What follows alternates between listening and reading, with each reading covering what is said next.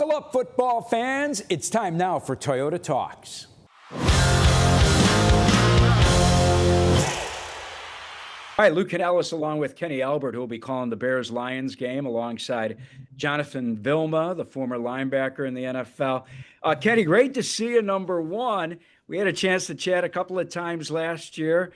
You're looking forward to another NFL season? Well, great to see you, Lou. Yes, absolutely. We got started, our crew, with the Buccaneers-Falcons this past Sunday, which was a highly entertaining game. It came right down to the wire. A couple of missed kicks over the last few series.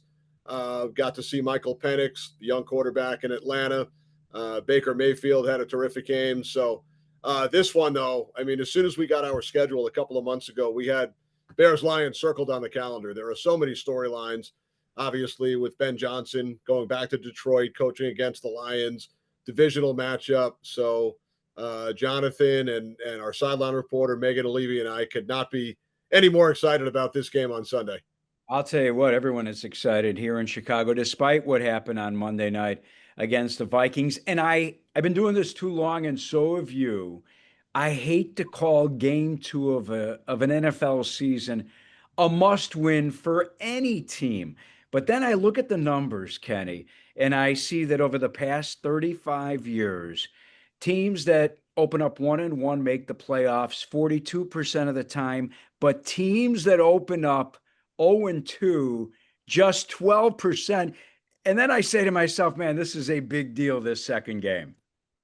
It certainly is. Now, those numbers, maybe the last couple of years have gone in the other direction a little bit because they added the extra game, the 17th regular season game. But for the most part, if you start off 0-2, it's not good. You really have to go on a run in the other direction at some point. But both teams having lost game one, this is huge, right? The loser of this game will be 0-2 in the division. So it's a huge game for both teams. You have the Lions, who have been tremendous over the last several seasons, 27-7 over the last 2 years, fell just short 2 years ago in the championship game.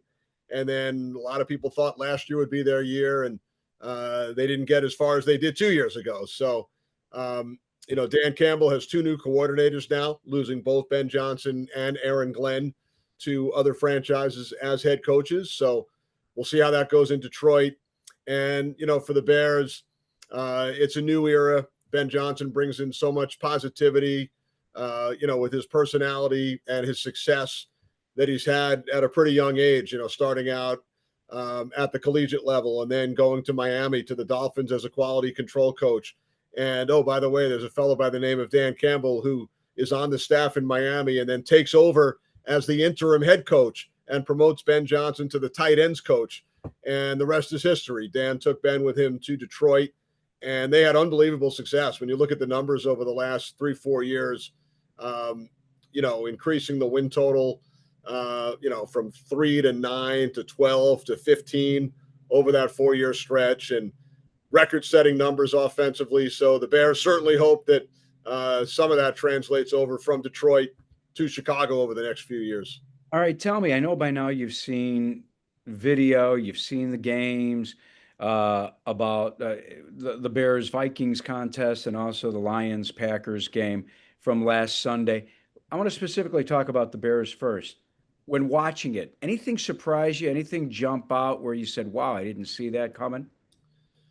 Lou, it really seemed like the tale of two halves, right? The Bears seemed to have things under control in the first half, and then it turned pretty quickly in the fourth quarter with Minnesota scoring the 21 points.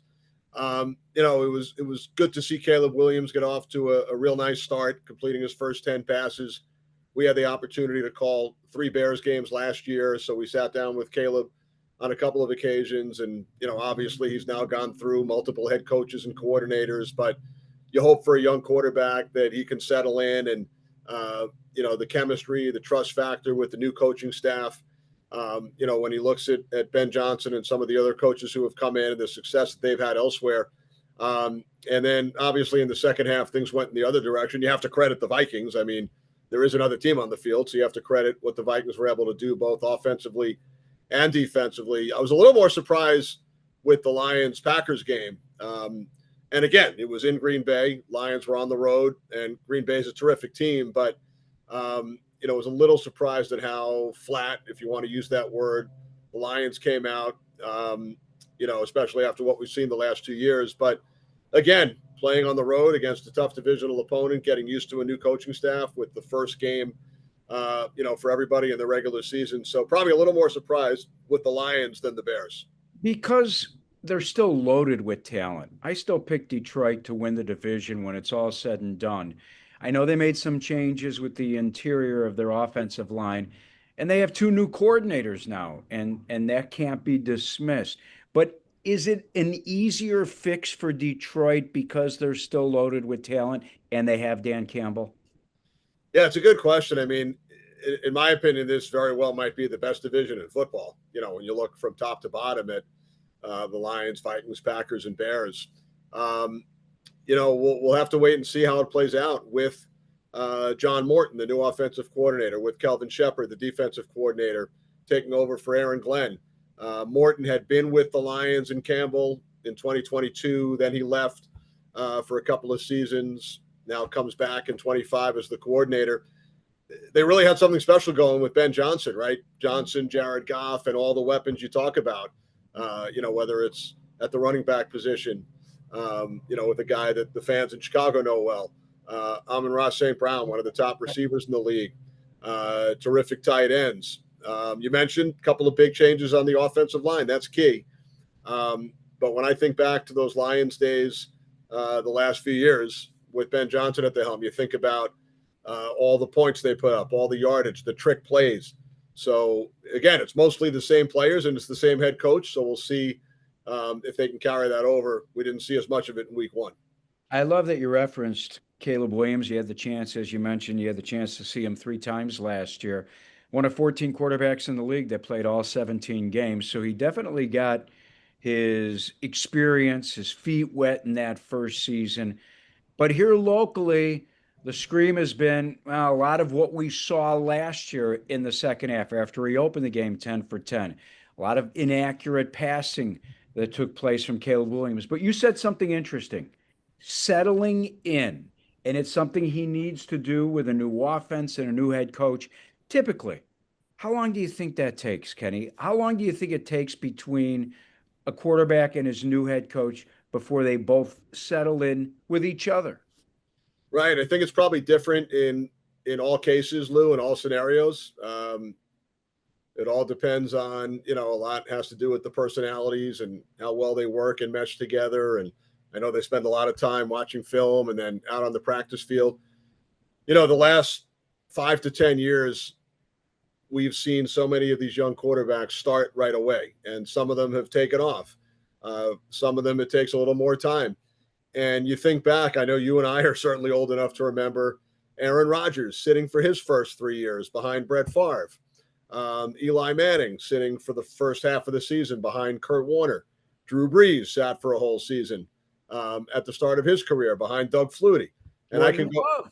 I can go on and on. Jordan Love. So, in some of those cases, those quarterbacks did not get to play right away, but it was a learning experience. They got to sit in the meeting room with some of the all-time greats.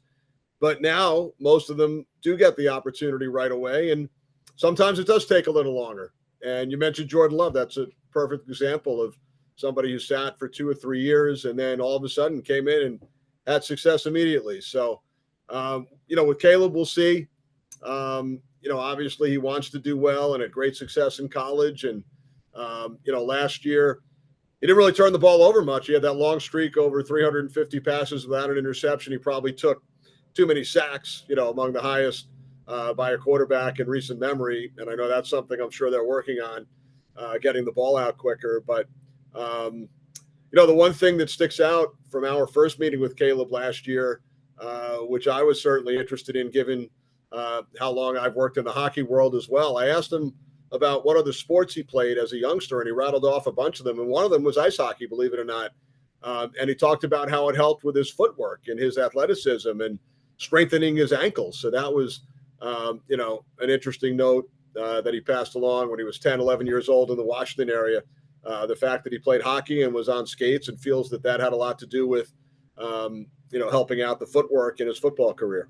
Well, one thing you'll notice is he looks faster this season. He really does look faster. I know he's working on that footwork in the pocket under the Ben Johnson offense. Let me ask you about the madhouse called Ford Field. I know you've called games there before. Decibel level has reached 134, over 134 at times. I know it's going to make your job exciting because there's nothing better than having the energy like that behind your call. But if you're the Bears, man, you got to run the football and jump ahead, right? It's going to be loud. It's the home opener. There are going to be about 100 alumni from the Lions in the stadium, so it'll be a great atmosphere. And it's terrific to see as someone that travels around to stadiums and arenas all across North America. I think back to working some Blackhawks games in the early 2000s when I would come in with the Rangers or national TV games, and the building was half empty. And then we saw what happened, from 2006 on, and the three Stanley Cups, and you couldn't get a ticket. And it's one of the best buildings in all of sports. Similar with Ford Field, the Lions went through a lot of down years, and the stands weren't always full. But to see that fan base that hasn't had a championship in a long time, um, on the football field, and the revitalization of the downtown Detroit area.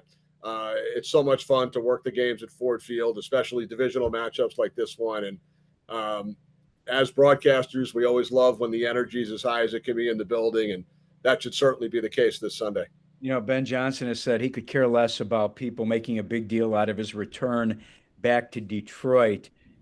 You think it'll be different once he steps on the field Sunday and he sees Dan Campbell across the way? I think it will. I'm sure he'll try to block it out, but there'll be so many memories that come flooding back when he sees Dan Campbell, when he sees the players, Jared Goff, and so many of the other Detroit Lions. So I think once the game starts, it's just another game. You settle in and you're focused, but I'm sure a lot of those emotions will definitely come flooding back for Ben. Whether it's on the bus ride to the stadium, when he's walking through the bowels of Ford Field. He's not used to going into the visitors' locker room, of course, but he'll definitely. I'm sure it'll be an emotional day for him. As you said, you saw three games last year. You've seen some tape now on the Bears. When you look at Chicago, 5-12 last year, obviously hoping for a big turnaround. What do you think is the key behind a Bears turnaround? Yeah, and they got off to that 4-2 start last year, Lou. So things were looking pretty good over the first quarter of the season, or the first third of the season. But I think a lot will have to do with Caleb and the offense and how they mesh, but also defensively. They have some terrific younger players, but I think bringing in veterans, you look at the Grady Jarretts and Montez Sweats and the two starting linebackers who have been there, but they're such a huge part of that side of the football. But some of those veterans, the leadership, Dennis Allen, the new coordinator who's been a head coach in the league in New Orleans and a coordinator for many years. So it'll be interesting to see.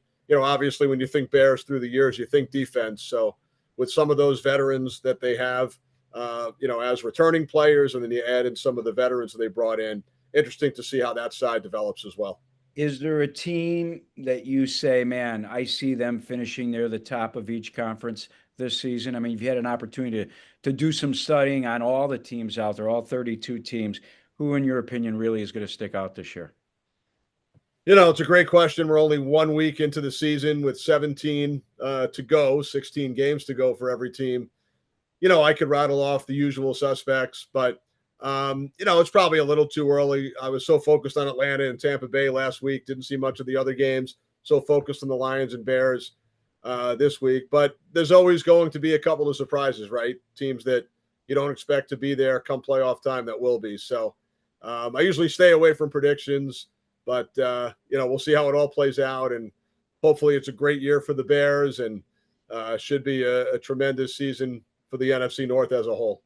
Completely get it. Let me give you a wrap up because you and I go back. I was looking because I worked with your dad, Marv. We go back about 30 years. I mean, I hate to age us, but we go back a ways. You And still look exactly the same. I'm telling you, man, I am proud of you as a friend. As a friend, you're the only sportscaster in the business, both the U.S. and Canada, who's doing all four major sports: NFL, NBA, Major League Baseball. and the NHL. It's funny when someone hears that, they ask, well, does he have a favorite? Do you prefer doing one sport above the rest? Do you? I know you're a huge Rangers fan, right? I love them all. Loved all sports growing up. Um, Hockey and football are the two that I'm most associated with that have been heavily involved with for the last 30 plus years. Still get to do some baseball and some basketball, which are also a lot of fun. If I can give a quick plug, my book's right behind me, A Mike for All Seasons, came out 2 years ago at this time. Uh, a lot of the questions, the stuff we've talked about um, regarding the various sports, broadcasting the different sports, favorite games, color analysts, some travel stories as well. So, hope you don't mind that I gave the book a quick plug. No, Um, a no, must I'm real, read I'm real fortunate, for a real young guy. fortunate.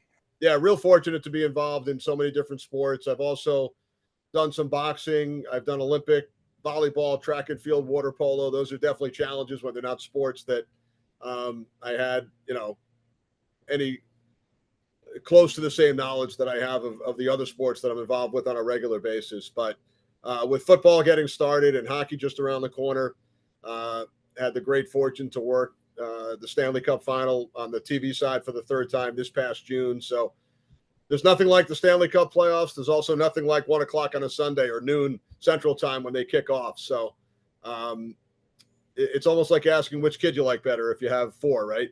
Yeah, So love them all, but like I said, hockey and football are the two that I'm certainly most associated with, and that takes up most of my time throughout the year.